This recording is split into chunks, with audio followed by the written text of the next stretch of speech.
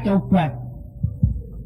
Anak Kungger Sri Siti Honda Ducati Yamaha Vespa Diwati nggih.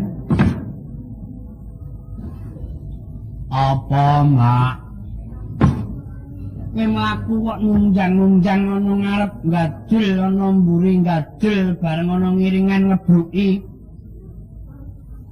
Sababe apa nggih anakku wong ayu Sri Siti Ducati Yamaha Honda Vespa Diwati nggih.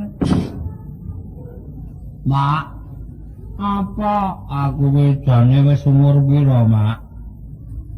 Kowe kuwi udakara 7,5. Yen ngono umurku 7,5 tahun, pitulungan setengah jiatan. Sabab apa ing atase aku wis mengkene kok urung eneng sing gelem nakokake. Kowe tak kandhani ya nggih ing atase bebojoan iku wong urip wis lumrah ning ya nganggo cara.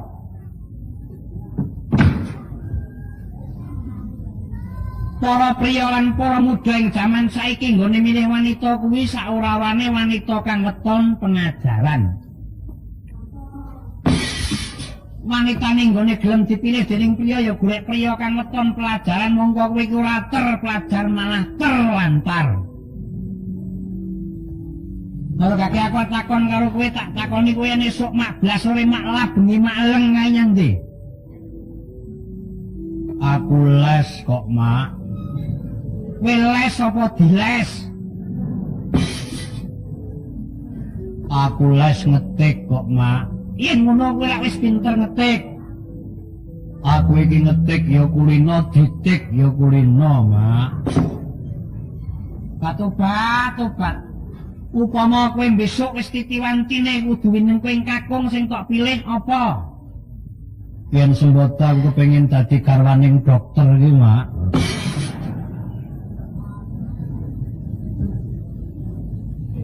Para panjenenganing dokter ngepek kowe iki apa ya wis kurang wawasan, coba. Lah ya perlu yen lara-lara awak kuwi kopen. Wiwit mawon aku wis ditawani suntik nomoripun.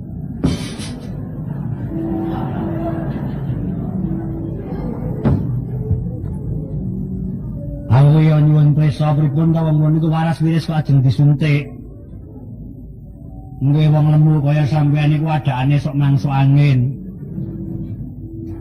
Nggih ning mang presami geger kula pun kula tulisi angin dilarang masuk lho ngaten.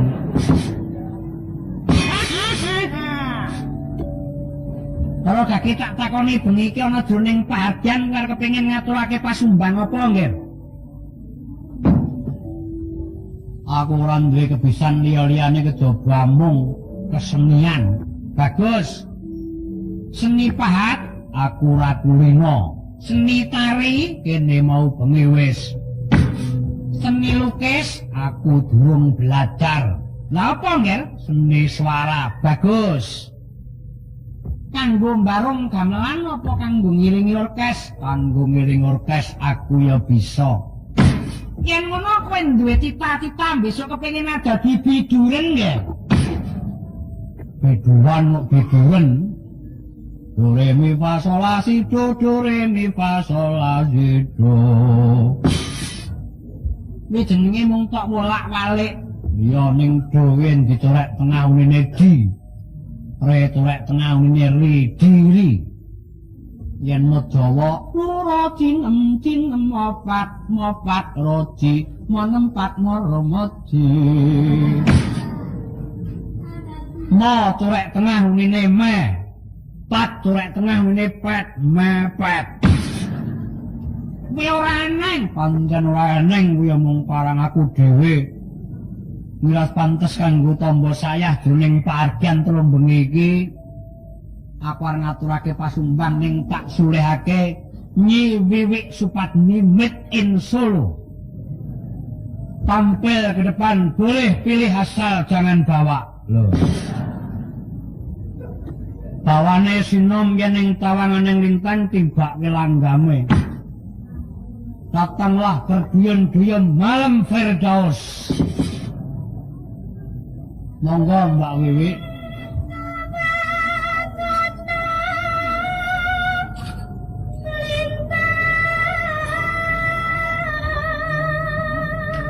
Suara iki nek isih senggel kok kaya ngene apike.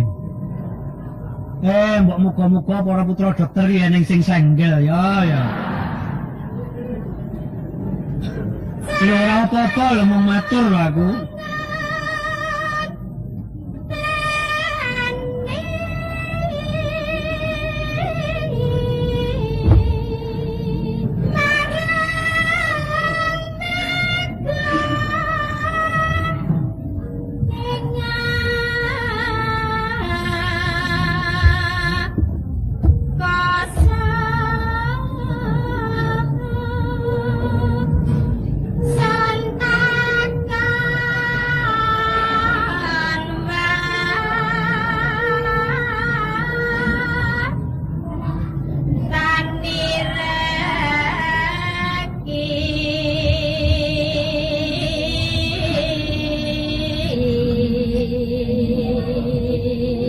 Kaya ngene apike ning ana kutiwane. Apa? Kok mung sewengi ngono lho. Rong bengi aku wis sing penak panitiane ya kesel ngono. Solia taun neh, Nger. Janji-janjiku eling. Apa? Sumadatra.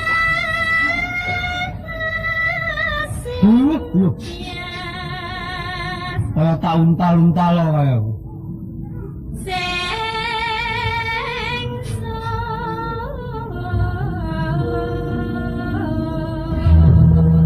Iki jenenge sapa, Nger? Wiwi. Wiwi iki lak cilik yen gedhe awak-awak ngono ta, Dur. Nimas ingsun marsapa.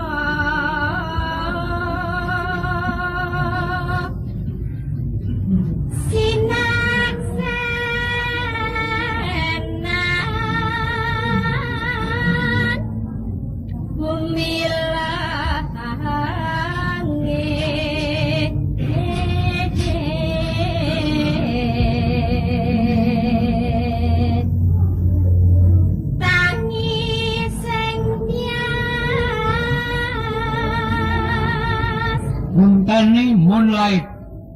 Ngenteni Oh padang rembulan, Ding.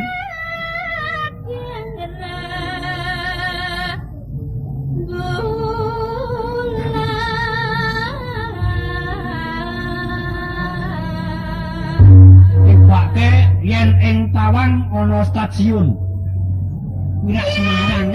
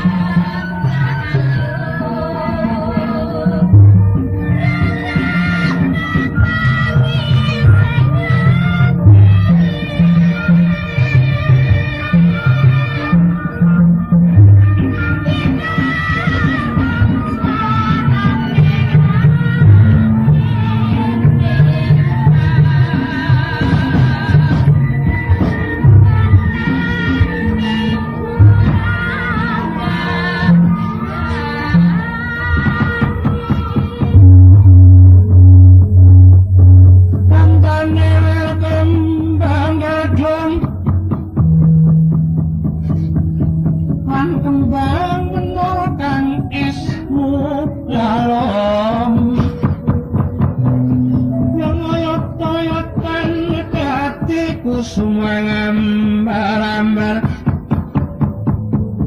kuku sing tupok ngon kalon ati meka kang memba patok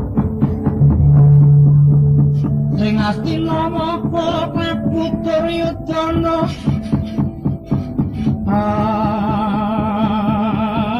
alona ngendika nyanyi merkoto den kapareng kene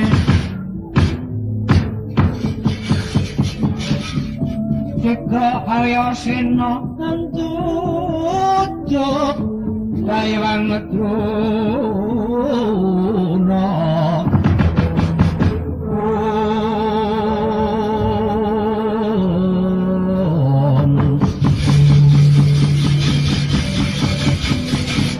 saksana manjari sabda sing ayeng ulun